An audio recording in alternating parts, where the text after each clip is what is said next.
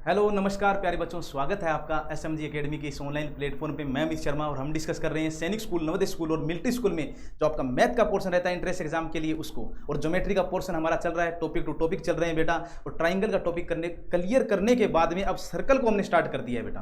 Circle में हमने जब देख लिया था कि सर्कल की डेफिनेशन देख ली थी बेटा। देखिए बेटा, एक बार तो पेन चेंज करना पड़ेगा बेटा। देखिए बेटा, सर्कल में हमने क्या देखा था बेटा। सर्कल में मैंने आपको बता दिया था कि सर्कल होता क्या है। पहले तो मैंने आपको ये बताया कि सर्कल होता क्या है, उसके बाद में हमने एक दो डेफिनेशन देखी थी। रेडियस की होगी, जैसे डायमीटर की होगी, यानी त्रिज्या और व्यास की देख ली थी।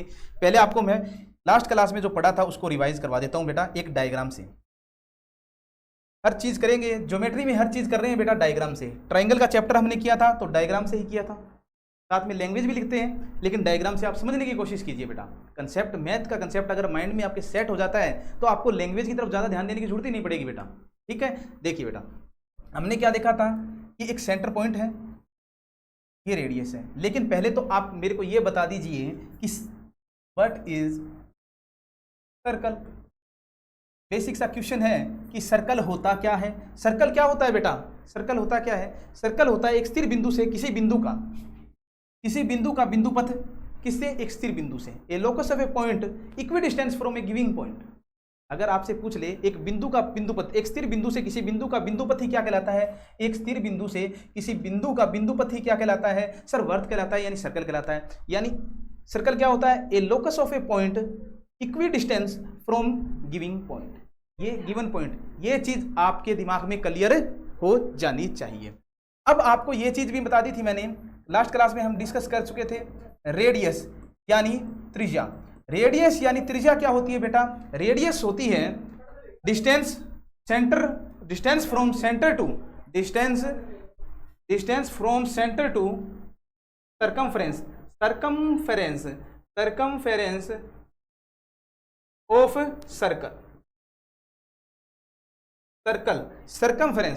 सरकमफ्रेंस तक होती है। डिस्टेंस क्या होती है? Distance between centre to circumference, यानी वर्त के केंद्र से और उसकी परिधि की दूरी या डिस्टेंस क्या कहलाती है? सर रेडियस कहलाती है, यानी त्रिज्या कहलाती है। और ये क्या होती है बेटा?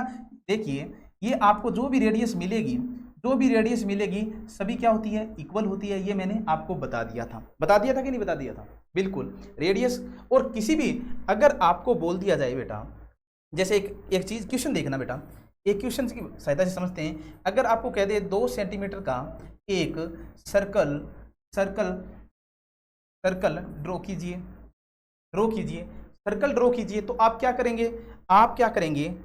आपके कंपास को या प्रकार को खोलेंगे, स्केल पे 2 सेंटीमीटर तक ओपन करेंगे, उसके बाद में उसकी नोक को पेपर पे रखेंगे और इस तरीके से घुमाएंगे, ये सर्कल बन जाएगा। और अगर आप उस सर्कल की रेडियस देखोगे तो वो रेडियस आपको कितनी मिलेगी? सर 2 सेंटीमीटर मिलेगी। ये रेडियस आप कहीं से भी देख लेना बेटा, सेंटर से सरकमफ्रेंस में कहीं तक भी आप रेडियस पे जाओगे, ये रेडियस आपको कितनी मिलेगी बच्चों? सर 2 सेंटीमीटर ही मिलेगी, क्योंकि आपने हमें बता दिया है कि distance between centre to circumference of circle क्या होती है बेटा? रेडियस होती है। और रेडियस क्या होती है? हमेशा इक्वल ही रहती है, ये चीज याद रखना बेटा।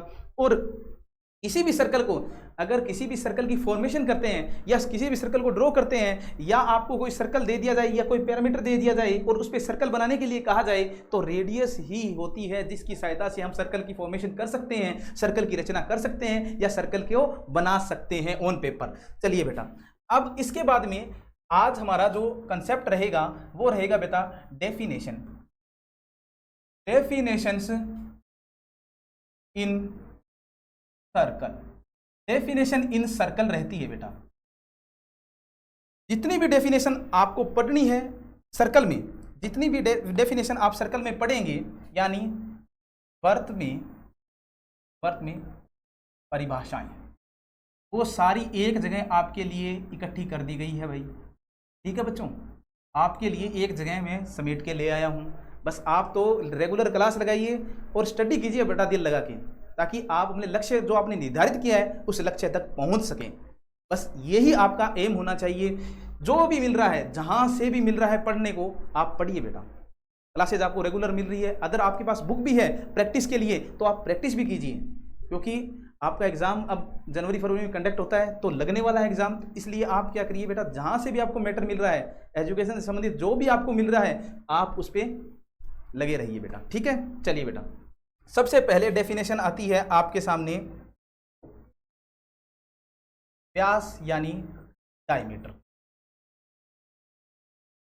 डायमीटर, अब व्यास होता क्या है ये चीज देखिए बेटा, मैंने कहा था हम हर चीज को पढ़ेंगे किससे, सर डायग्राम से ही पढ़ना है हमें, तो किससे पढ़ेंगे बेटा, डायग्राम से। और ये लीजिए बेटा आपके पास डायग्राम तैयार है, और डायग्राम हमें क्या कह रहा है कि व्यास क्या होता है, सर ये आपने बताया कि सेंटर होता है और रेडियस से हम किसी सर्कल की रचना करते हैं या फॉर्मेशन करते हैं। अब क्या होता है ये देखिए बेटा, अब हमने क्या किया, एक लाइन खींची है, एक लाइन खींची है सर्कल की वन साइड से दूसरी साइड तक, और वो लाइन कहां से जा रही है, पासिंग थ्रू एट सेंटर, यानी केंद्र से होकर जाने वाली लाइन क्या कहलाती है, आपका व्यास कहलाती है। लिखिए बेटा, नोट करेंगे, वृत्त के केंद्र से होकर गुजरने वाली लाइन सेगमेंट को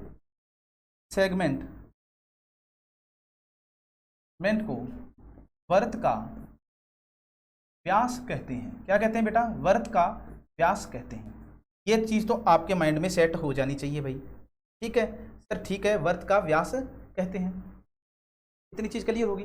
अब देखिए बेटा, आप ये देखेंगे कि वृत्त का व्यास होता है ना, वो वृत्त की सबसे बड़ी जीवा यानी कोर्ड होती है। कोर्ड आगे पढ़ेंगे डेफिनेशन में, तब क्लियर हो जाएगी, लेकिन आप यहाँ पे एक बार नोट कर लीजिए कि वृत्त का व्यास, डायमीटर की बात कर रहा हूं बेटा मैं, व्यास वृत्त की सबसे बड़ी कोर्ड यानी जीवा होती है। इतनी चीज समझ में आ गई, वृत्त का व्यास वृत्त की सबसे बड़ी जीवा होती है। डायमीटर इज ए क्या होता है बेटा, a distance from one side to other through passing through at centre. ये चीज आपको याद रहनी चाहिए, यानी क्या होती है, व्यास होता है ना, वो केंद्र से गुजरेगा और सर्कल के एक पॉइंट से लेकर, सर्कल की सर्कमफ्रेंस से एक पॉइंट से लेकर दूसरे पॉइंट तक जाएगा। जैसे ये पॉइंट है बेटा ए और बी, क्या दो पॉइंट है, सर्कल की सर्कमफ्रेंस पे है, बिल्कुल। क्या एक लाइन सेगमेंट दिख रहा है, बिल्कुल दिख रहा है sir, A B line segment दिख रहा है, किससे पास हो रहा है सर, सेंटर ओ से पास हो रहा है, तो ये वृत्त का व्यास होगा, ये वृत्त की क्या होगा, व्यास होगा। और ये वृत्त की सबसे बड़ी जीवा भी होगी, सबसे बड़ी जीवा वृत्त में अगर कोई होती है तो वृत्त का वो डायमीटर होता है। क्या ये भी एक डायमीटर बन सकता है, क्या बिल्कुल बन सकता है, क्योंकि ये भी सेंटर से पास हो रहा है। क्या सी डी भी डायमीटर है, क्या बिल्कुल है। क्या ये भी डायमीटर है, बिल्कुल है। ये भी डायमीटर है क्या सर, बिल्कुल है, क्योंकि डेफिनेशन हमने जो भी पढ़ी है उसमें हमने क्लियर कर दिया है कि वृत्त के सर्कमफ्रेंस के एक पॉइंट से दूसरे पॉइंट तक जाने के लिए अगर आप सेंटर से गुजरेंगे तो वो आपका वृत्त का व्यास ही होगा, ठीक है। आप ये भी लिख सकते हैं, लेकिन वृत्त का व्यास इन मैथमेटिकल फॉर्म क्या होता है सर, डायमीटर होता है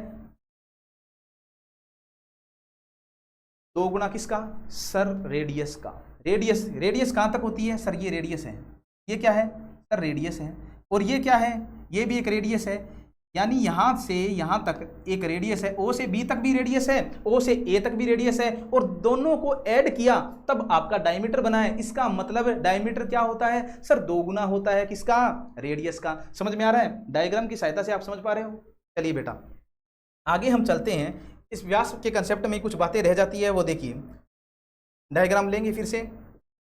डायग्राम हमें क्या कहता है ये देखिए बेटा, और डायग्राम में हमें देखते हैं ये ओ सेंटर है और ए बी क्या है सर, आपका डायमीटर यानी व्यास है। व्यास क्या करता है, वृत्त को 2 पार्ट में डिवाइड करता है, जिन्हें हम सेमी सर्कल कहते हैं। नोट करिए बेटा, नोट करिए, वृत्त का व्यास वृत्त को, सर्कल को 2 समान भागों में बांटता है, जिन्हें अर्धवृत्त या सेमी सर्कल कहते। ये चीज आपके दिमाग में सेट हो जानी चाहिए ये क्या है बेटा, ये सेमी सर्कल है, सेमी सर्कल है। ये भी क्या है, ये भी सर सेमी सर्कल ही है, सेमी सर्कल ही है। यानी वर्त का व्यास यानी डायमीटर ऑफ सर्कल क्या करता है, डिवाइड करता है दो इक्वल पार्ट में, किसको, सर्कल को, और वो क्या कहलाते हैं बेटा, सेमी सर्कल कहलाते हैं। ये आपके माइंड में सेट हो जाना चाहिए। अब देखिए बेटा आगे कंसेप्ट निकल के आता है, और ये कंसेप्ट बेस है बेटा एंगल पे। ये देख लीजिए बेटा, ये डायग्राम है आपके सामने, और ये बना दिया मैंने बेटा एक डायमीटर, ठीक है। अब आपको देखना है जो वर्त का व्यास है वो वर्त की परिधि पर हमेशा 90 डिग्री का एंगल बनाता है, यानी एक राइट एंगल बनाता है, ठीक है। ये देखिए बेटा, ये एंगल कितना है सर, 90 डिग्री का एंगल है। ये बात आपके दिमाग में सेट हो जानी चाहिए कि वर्त का व्यास हमेशा वर्त की परिधि पर, वर्त की परिधि पे हमेशा 90 डिग्री का एंगल बनाता है। ये भी लिख लीजिए, वर्त का व्यास या डायमीटर क्या करता है, वर्त की परिधि पर, वर्त की परिधि पर 90 डिग्री या राइट एंगल बनाता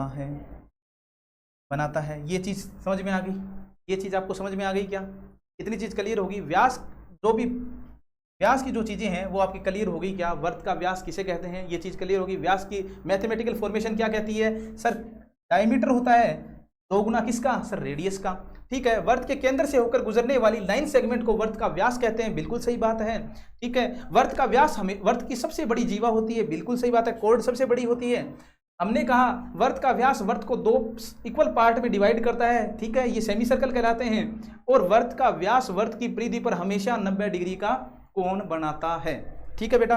अब चलिए आगे, अभी पीछे व्यास की डेफिनेशन जब हम पढ़ रहे थे और जब कंसेप्ट क्लियर करने बैठ रहे थे तो हमने क्या देखा, हमने देखा कि बार बार एक नाम आ रहा है कोर्ड यानी जीवा होती क्या है बेटा, व्हाट इज कोर्ड, यानी जीवा क्या है, पहले तो आपको ये पता होना चाहिए। तो देखिए बेटा, ये आपके सामने एक डायग्राम फिर से तैयार है, ठीक है सर। अब डायग्राम में हमें क्या देखना है, जीवा क्या होती है। देखिए बेटा, ये ए बी जीवा है, क्यों है, अब मैं बताता हूं आपको क्यों है। कि सर्कल की सरकमफ्रेंस पे एक पॉइंट से दूसरे पॉइंट की डिस्टेंस, एक पॉइंट से दूसरे पॉइंट तक जाने वाले लाइन सेगमेंट को क्या कहते हैं, कोर्ड कहते हैं। ये बात तो सर क्लियर होगी। सर एक पॉइंट पे, ये सरकमफ्रेंस पे एक पॉइंट ए है, एक पॉइंट बी है, और इनको जोड़ने वाली लाइन सेगमेंट ए बी है। सर ये तो आपने कोर्ड बता दी। आपने ये भी बताया था सर कि ये तो ओ है, सेंटर होता है, और सेंटर से जो पास होता है उसे क्या कहते हैं, उसे कहते हैं बेटा डायमीटर यानी व्यास कहते हैं। और ये देखिए बेटा सी डी क्या है, डायमीटर है। लेकिन मैंने ये भी तो लिखाया था व्यास में कि वर्त की सबसे बड़ी जीवा क्या होती है सर, व्यास होती है। क्योंकि जीवा की डेफिनेशन क्या है, वर्त की परिधि पर स्थित दो बिंदुओं को मिलाने वाली लाइन सेगमेंट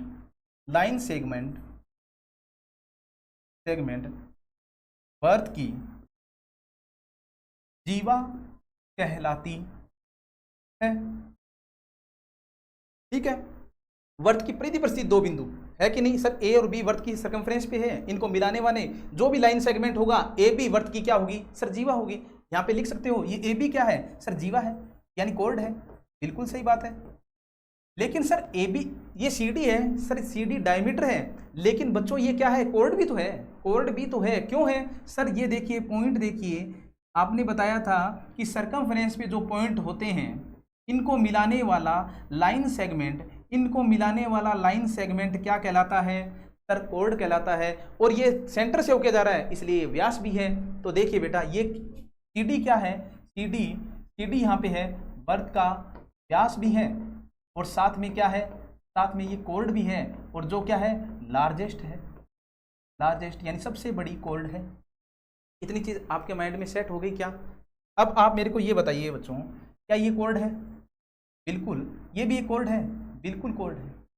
इतनी चीज समझ में आ गई, ये भी एक जीवा है, ये भी एक जीवा है, क्योंकि मैंने डेफिनेशन में साफ लिख दिया है कि वर्त की परिधि पर स्थित 2 बिंदु। ये वर्त की सरकमफ्रेंस है बेटा, सरकमफ्रेंस है। और सरकमफ्रेंस पे स्थित दो बिंदु कोई भी हो, इन दोनों बिंदुओं को मिलाने वाले लाइन सेगमेंट को क्या कहते हैं? सर जीवा कहते हैं। ये बात आपके माइंड में सेट हो जानी चाहिए। इतनी बात क्लियर है? इतनी बात क्लियर है? चलिए बेटा, अब आगे का कंसेप्ट हमारे सामने रहता है। जीवा पढ़ने के बाद में एक कंसेप्ट देखिए बेटा, एक आपके सामने एक कंसेप्ट निकल के आता है कि एक सर्कल आपको दिया गया, ठीक है, और आपको पैरेलल कोड दे रखी है। क्या दे रखी है? समांतर जीवा दे रखी है। वो सारी जीवाएं हैं बेटा जो क्या है? पैरेलल है ईच अदर। ठीक है सर, कोई दिक्कत नहीं है। अब इन जीवा के मध्य बिंदु यानी मिड पॉइंट को मिलाने वाली लाइन सेगमेंट को क्या कहेंगे? ये देखिए बेटा, इस लाइन सेगमेंट को ही कहेंगे वर्त का व्यास। क्या कहेंगे? यही होता है बेटा वर्त का व्यास, diameter of circle, diameter of circle. और लैंग्वेज में किस तरीके से लिखेंगे? तो लिखिए बेटा, कंसेप्ट इंपॉर्टेंट है बहुत ज़्यादा बेटा, सीधा डायरेक्ट पूछता है आपसे एग्जाम में। समांतर जीवा निकाय में, समांतर जीवा निकाय में मध्य बिंदुओं को मिलाने वाली रेखाखंड को या लाइन सेगमेंट को वर्त का व्यास कहते हैं। कंसेप्ट दोबारा समझिए बेटा, ये सारी जो कोड आपको दिखाई दे रही है, ठीक है, ये सारी कोड पिंक पेन से जो है, ये सारी कोड क्या है बेटा? एक दूसरे के पैरेलल है। इनके मिड पॉइंट को आपस में मिलाने वाला लाइन सेगमेंट जो भी है, जैसे ये CD इनके मिड पॉइंट को मिलाने वाला सेगमेंट है, लाइन सेगमेंट है, तो ये हमेशा वर्त का व्यास होगा, डायमीटर ऑफ सर्कल होगा बेटा। ये चीज आपके दिमाग में सेट हो जानी चाहिए। चलिए बेटा, अब चलते हैं आगे वाली डेफिनेशन पे। आगे वाली डेफिनेशन हमें कहती है टेंजेंट को, टेंजेंट यानी स्पर्श रेखा, स्पर्श रेखा। देखिए बेटा,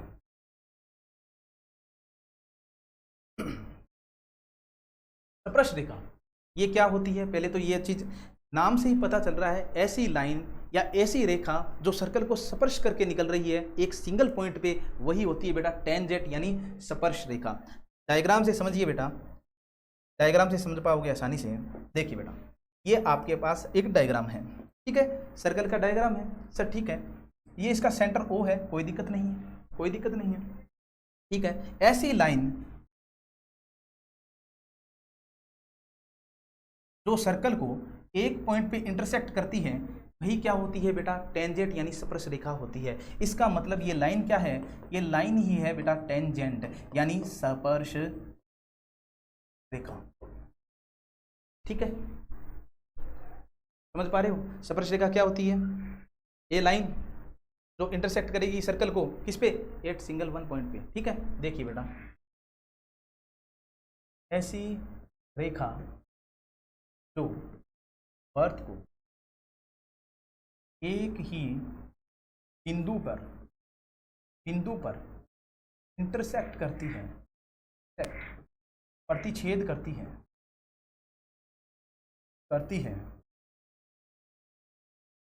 स्पर्श रेखा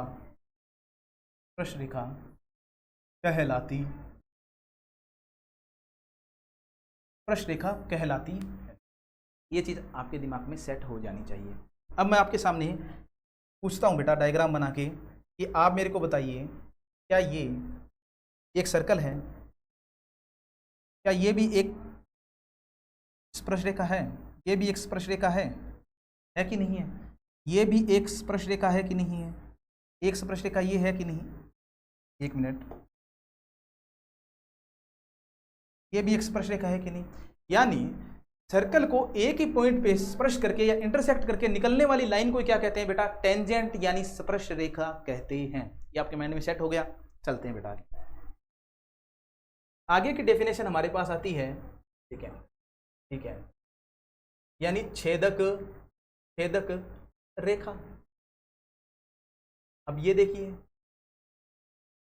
ये क्या होती है, देखिए बेटा, ये आपके पास सर्कल है और ऐसी लाइन जो सर्कल को 2 पॉइंट पे इंटरसेक्ट करती है, छेदक रेखा एक सिंगल पॉइंट पे इंटरसेक्ट करती है तो टेंजेंट होती है। देखिए बेटा,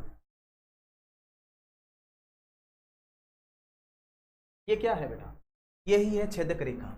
यानी देखिए ये लाइन है, सर्कल को इस पॉइंट पे और इस पॉइंट पे 2 पॉइंट पे इंटरसेक्ट कर रही है कि नहीं कर रही। ये लाइन है जो सर्कल को 2 पॉइंट पे इंटरसेक्ट कर रही है, प्रतिच्छेद कर रही है। तो इसका मतलब इन्हें क्या कहेंगे बेटा, इन्हें ही कहते हैं हम छेदक रेखा। और ठीक है, ठीक है। देखिए बेटा, ऐसी रेखा जो सर्कल को 2 बिंदुओं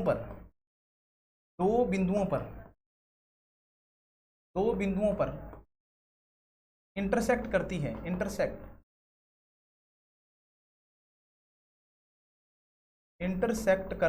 इंटरसेक्ट या प्रतिच्छेद करती है छेदक रेखा सीकेंट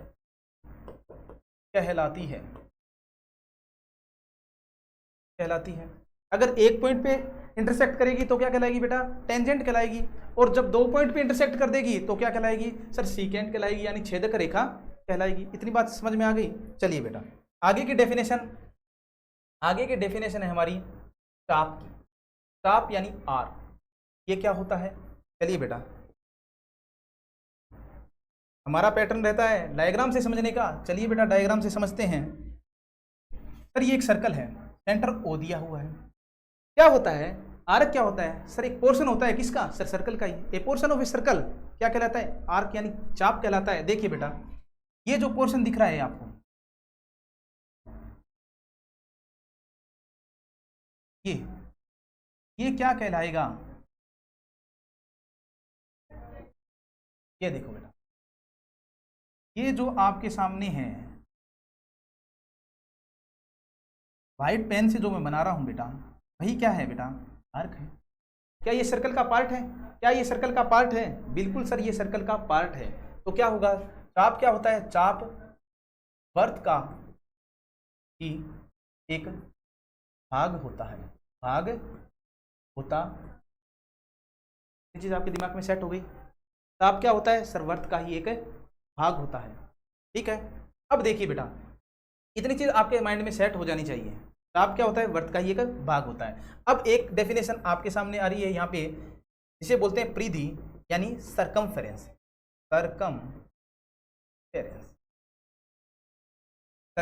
ये क्या होती है, डिस्टेंस अराउंड द सर्कल। क्या होती है बेटा, बिल्कुल इजी है बेटा। अगर ढंग से देख के पढ़ के चलोगे तो कोई चीज आपके लिए मुश्किल नहीं है। देखिए बेटा, होता क्या है, परिधि या सरकमफेरेंस क्या होती है, सरकमफेरेंस होती है डिस्टेंस अराउंड दी सर्कल, यानी वर्त के चारों ओर की दूरी या परिमाप क्या कहलाता है, परिधि। देखिए, डिस्टेंस अराउंड सर्कल, वर्त के चारों ओर की दूरी परिधि कहलाती है। ठीक है, ये परिधि है। अब चलिए बेटा, अब हम देखते हैं जो डेफिनेशन हमने की है, डेफिनेशंस को। ये क्लास को मैंने रिवाइज करवाया था कि व्हाट इज सर्कल। सर्कल क्या है, सर्कल क्या होता है, a locus of a point equidistant from a given point. क्या होता है, सर्कल होता है 2 सेंटीमीटर। इसमें रेडियस ही फॉर्मेशन करने के लिए इंपॉर्टेंट है। ठीक है, उसके बाद में वर्त की परिभाषा, डेफिनेशन इन सर्कल देखी थी बेटा। व्यास आपको बता दिया था, व्यास क्या होता है, व्यास वर्त की सबसे बड़ी कॉर्ड होती है, जो किससे होगी sir, passes through its centre. वो क्या होगी सर, वर्त का व्यास या डायमीटर होगा। वर्त का व्यास वर्त को 2 बराबर भागों में बांटता है, जिन्हें हम सेमी सर्कल कहते हैं। और सेमी सर्कल वर्त का व्यास क्या करता है, वर्त की सरकमफ्रेंस पे जो एंगल बनाएगा वो हमेशा एक राइट एंगल होगा, यानी 90 डिग्री का होगा। चलिए बेटा, फिर हमने देखा कोर्ड या जीवा क्या होती है, वर्त की परिधि बसी दो बिंदुओं को मिलाने वाला रेखाखंड या लाइन सेगमेंट ही वर्त की जीवा कहलाता है। अगर ये लाइन सेगमेंट सेंटर से होकर निकल जाए तो इसे वर्त का व्यास भी कह सकते हैं और वर्त की जीवा भी कहते हैं। इसीलिए कहते हैं बेटा वर्त का व्यास ही वर्त की सबसे बड़ी या लार्जेस्ट क्या होती है, जीवा होती है। चलिए बेटा, फिर हमने देखा समांतर जीवा निकाय के मध्य बिंदु को मिलाने वाला रेखाखंड या लाइन सेगमेंट क्या कहलाता है, आपका वर्त का व्यास ही कहलाएगा। देख लीजिए बेटा, डायग्राम से आपको समझा दिया है। फिर मैंने देखा टेंजेंट यानी स्पर्श रेखा क्या होती है, स्पर्श रेखा जो रेखा स्पर्श करती है किसको, वर्त को एक ही सिंगल पॉइंट पे, वो कहलाती है आपकी स्पर्श रेखा। और ये डायग्राम में आपके सामने टेंजेंट है। इसके बाद में हमने देखा कि सीकेंट यानी छेदक रेखा क्या होती है, वर्त को दो बिंदु पर इंटरसेक्ट करने वाली लाइन क्या कहलाएगी, आपकी छेदक रेखा या सीकेंट कहलाएगी। फिर हमने देखा चाप क्या होता है, चाप वर्त का ही एक भाग है। ये जो सफेद पेन से आपको दिखाई दे रहा है, व्हाइट पेन से जो मैंने यूज किया है वही आपका आर्क यानी चाप है। ये पोर्शन किसका है sir, portion of a circle है। फिर मैंने देखा परिधि या सर्कमफ्रेंस क्या है sir, distance around the circle क्या होती है, आपकी सर्कमफ्रेंस होती है। यहाँ पे डेफिनेशन कंप्लीट हो जाती है। कल नेक्स्ट क्लास में मिलेंगे प्रॉपर्टीज ऑफ सर्कल के साथ, बहुत इंपॉर्टेंट क्लास रहने वाली है, मिस मत करना। लगातार पढ़ाई करते रहना, स्वस्थ रहो, मस्त रहो। Thank you so much.